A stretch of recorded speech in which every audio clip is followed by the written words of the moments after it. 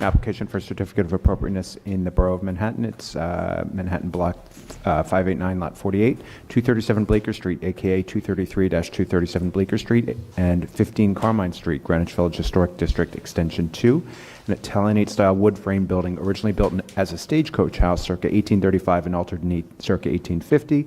The application is to reconstruct the facade and install storefront infill.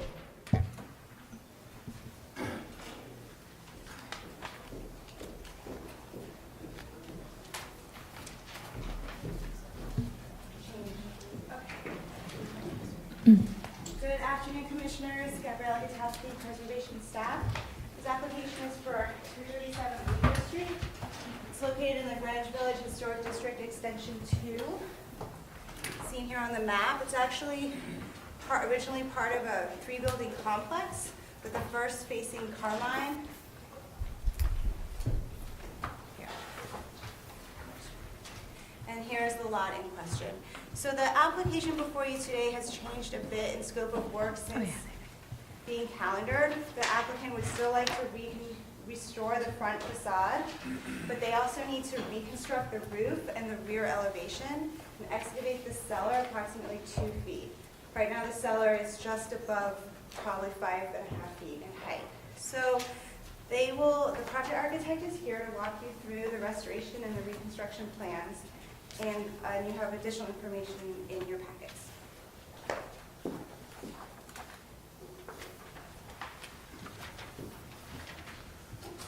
you could just state your name, please. Nelson Benavides, architect. As Gabrielle is saying, the project is in the Greenwich Village Historic District Extension number 2. It is 237 Bleecker Street. It's comprised of 3 buildings. 237, 233 Bleecker Street, and 15 Carmine Street. This is the 1940 tax photo of 237 Bleecker Street, showing the wood cornice, the Italianate facade with the wood windows and wooden framing, and the recessed entryway to the storefront. This is another partial view of the 1940 tax photo, which shows the facade already converted with this pressed metal brick siding. This is the corner of 15 Carmine Street, which shows the brick facade on Carmine Street, and also this wood frame infill and pressed metal facade that is also on 237 Bleecker Street. This is the current condition of 237 Bleecker Street, showing the existing wood cornice, wood window enfranements, and the approximately 1970s storefront infill. This is 233 Bleecker Street, which is the old brick facade with existing storefronts, and 15 Carmine Street, again showing the pressed metal painted facade with brick on Carmine Street. The proposed work is reconstructing the facade, replacing the existing siding with a new wood board tongue roof siding, replacing the deteriorated pressed metal with a new pressed metal that will be painted. The cornice will remain in place, and a new storefront. This is essentially the color tone, color palette for the restoration. This is the condition of the existing pressed metal facade and condition of the windows. What's behind the pressed metal facade? It is a tongue and groove board siding that had been painted, and it shows basically a brick jointing that was painted. I haven't detailed that. This is the condition of the existing wood windows that were modified. The 1940s photograph shows a 2/2 double hung configuration versus these casements, which appear to be probably some sort of storm window that was reused. This is the condition of the existing siding where it's been patched with inappropriate material. This is the condition of the existing cornice, which is fairly stable and can be restored by some maintenance and some painting. Spotlight fell off from the... This is the... above this. Sorry?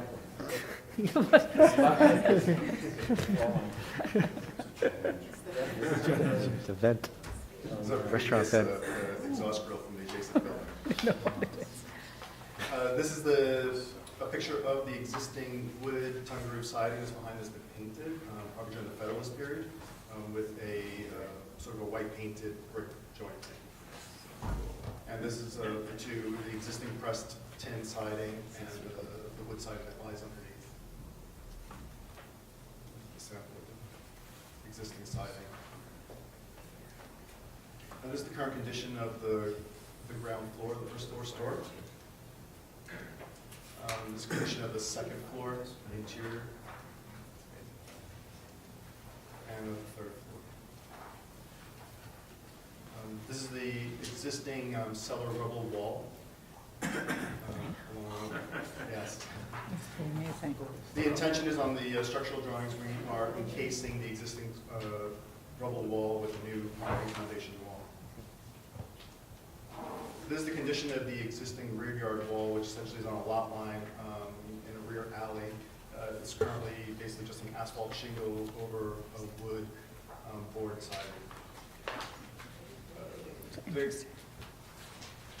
The rear yard is not visible from the public right of way. It's completely encased within the block. There's no access to the rear yard alley or rear yard. It's invisible, and it's only just a small portion that's visible from the adjacent yards. So these are just shots of the rear yard wall. There's no detail on the rear yard wall as well. The storefront's being reconstructed with a new wood signage band, large picture windows with transom, wood bulkhead sitting on a bluestone base, and restoring the recessed entryway. This section of the storefront. These are just samples of adjacent storefronts in the area on Bleecker Street. This is the site evidence showing the original recessed entryway. This is the construction plan for the cellar. The first floor will remain a retail store, and the upper two floors is a duplex apartment. It's currently set up that way. All new roof equipment will be set back, not visible from across the street. This detail is showing the replication of the window enfranements and new wood double-hung windows. And this is the sample of the new pressed metal, showing the original superimposed. Essentially, it lines up. It's exactly the same profile. The pressed metal is by W.F. Norman. And this is the color scheme.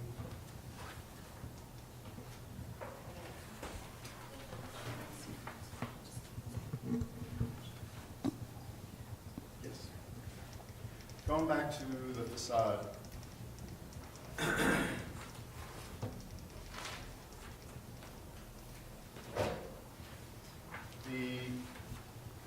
Essentially, the entire storefront will be replaced with a new storefront.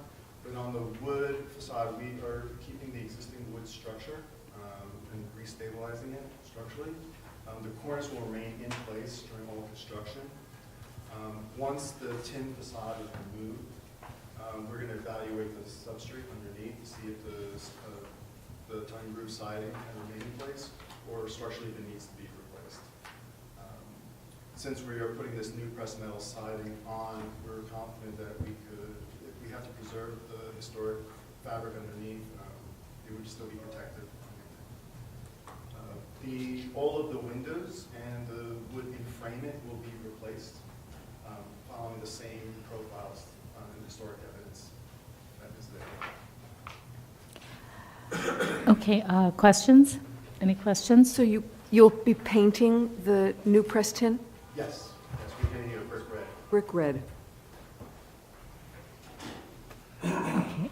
Any other questions? Yes, Is Michael? that foundation wall Manhattan schist? Part of it appears to be, and there's also a masonry foundation wall. So you'll be recording all that Yes, we will for document. records here before Yes. it gets, okay, cool, thanks. All right, any other questions? Okay, Amanda Davis?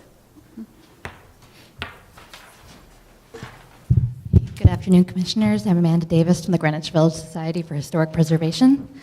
As a former stagecoach stagecoach building dating to the 1830s, 237 Bleecker Street is an important piece of Greenwich Village and early New York City history. We are encouraged that this long-neglected building is receiving much-needed attention and that the cornice will be restored. In reviewing the photographs, however, it appears that the window surrounds are salvageable. This is an important feature to save if possible, as most wooden buildings in the village have been stuccoed over to meet later fire protection rules. Since this building had metal siding applied instead, more of the wood trim survives. We ask that historic materials such as this trim be considered for restoration rather than replacement, unless the LPC finds that they are beyond saving. Thank you. Thank you. Are there any more speakers? Community Board 2 recommends approval of this project.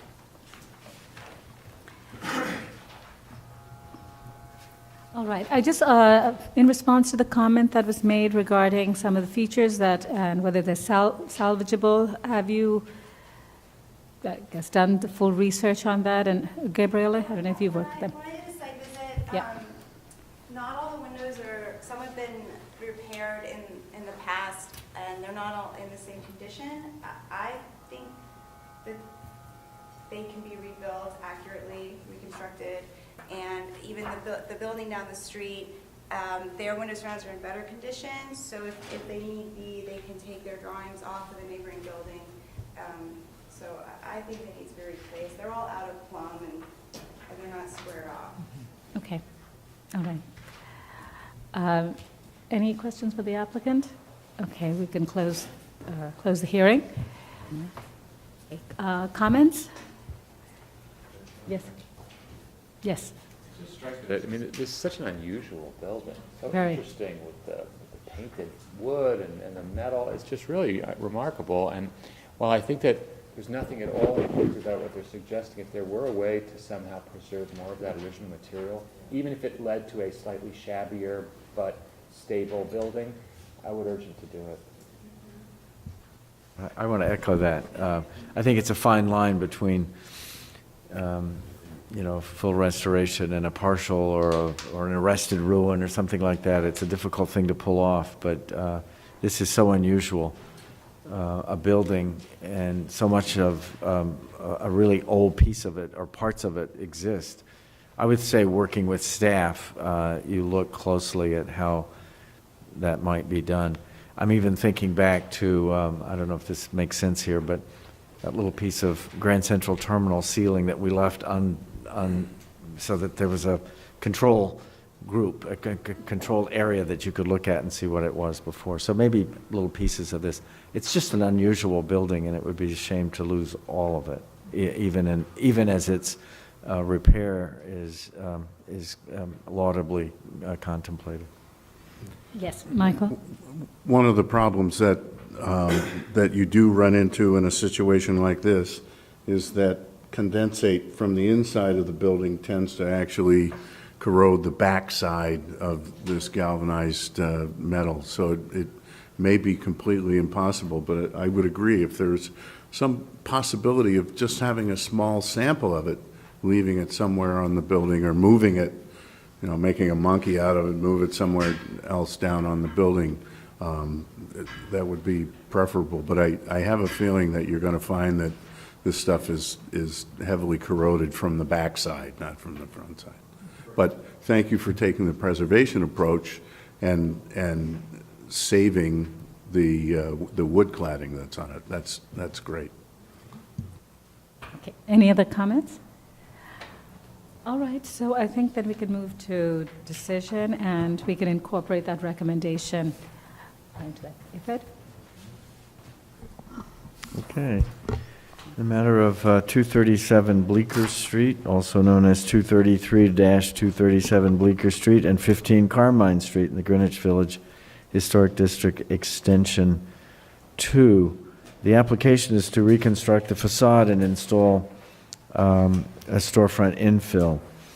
I note that the building style, scale, materials, and details contribute to the special architectural and historic character of the Greenwich Village Historic District Extension 2. Further note that the building was constructed in 1835 as a wooden stagecoach house and was altered in the Italianate style circa 1870. and that the building is part of a three-building complex, 233, 235, and 237 Bleecker Street. I recommend approval, noting that the restoration of the front facade with new painted, stamped metal cladding, wood clapboards, and wood window enframelments and casings, and a restored bracketed wood cornice will accurately replicate and restore historic features found in the building. That the proposed 2/2 double-hung wood windows at the front facade will replicate the windows seen in the 1930s tax photo and will be in keeping with the building's Italianate style. That the deteriorated condition of the roof and the rear facade warrants reconstruction, and that the reconstruction of the rear facade and roof will maintain the existing massing and building footprint. That the rear facade is partially concealed by the building at 13 Carmine Street and does not have a historic fenestration pattern or other significant architectural features, and is not visible from any public thoroughfares, and therefore reconstructing the facade in stucco with no punched openings will not detract from the architectural character of the building. That the excavation at the cellar will not extend to the rear lot line or substantially eliminate the presence of a rear yard, and that the work will be done under the supervision of a licensed professional engineer. That the historic storefront elements present at the building are badly deteriorated, and that the new storefront infill will be installed within existing openings and with historic storefront pier and setback entrance retained. That the proposed storefront infill, featuring painted wood piers, paneled wood bulkheads, large glazed display windows with transoms, and a bluestone base, will be in keeping with this with the configuration, materials and details of storefronts historically found by Italianate-style commercial buildings of this age found within the district, and that the proposed wood sign band above the storefront featuring metal pin-mounted letters will be in keeping with the signage types historically found within the district, and also that the applicant will work closely with staff to try to or attempt to save elements of the exterior facade. Thank you. All in favor? Aye. Any opposed? This application is approved.